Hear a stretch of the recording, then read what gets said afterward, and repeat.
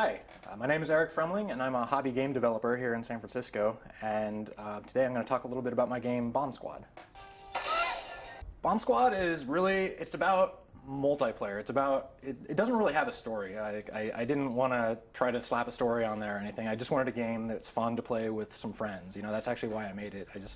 I made it back in the day to play with, you know, my cousins who would come over for Thanksgiving dinner at the family house and stuff. I never really intended to release it or put it out in the world. It was just something to play fun multiplayer games, you know, between rounds of Halo at our friends' parties.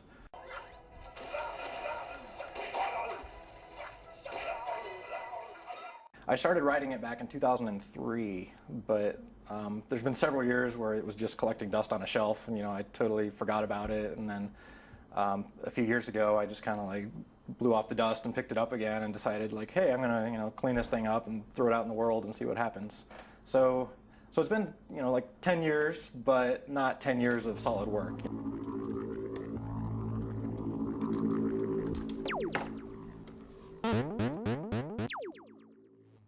I got into coding and tinkering around with, you know, computer stuff and graphics and this and that, and so at some point, you know, it started off as a weekend project, just like, hey, I think I can make a game, you know, let's make this simple little thing where a square attacks another square or something, and you know, then that turns into a month project, that turns into a year project, and here I am like 10 years later, you know, still working on my little squares attacking each other.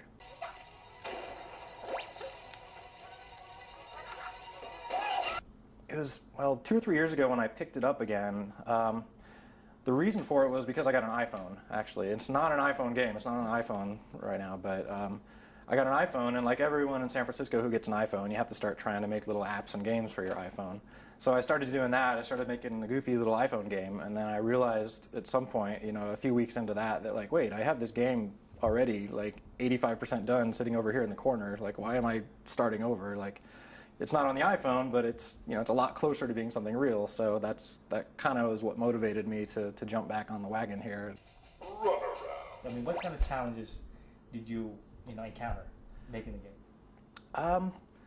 Probably the biggest challenge I found is actually making it, like, limiting it. Like, the first time I tried to make a game, I tried to make it too fancy and tried to plan everything out, and I had this big, you know, roadmap, and I never actually got anywhere. You know, so the biggest challenge was to come up with something simple and to just build on it and make something that's playable.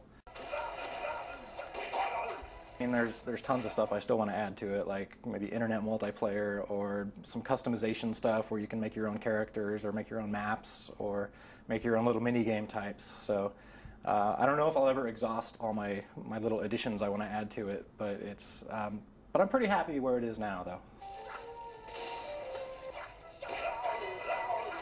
Again, I don't know if there will be a final product. There's a phrase I like that's, it's artwork is never completed, it's only abandoned. So I kind of go by that in working on this game, that, you know, maybe I'll come up with another project at some point to take up my hobby time, or maybe I will feel like it's done someday, but, you know, I haven't gotten to that point yet.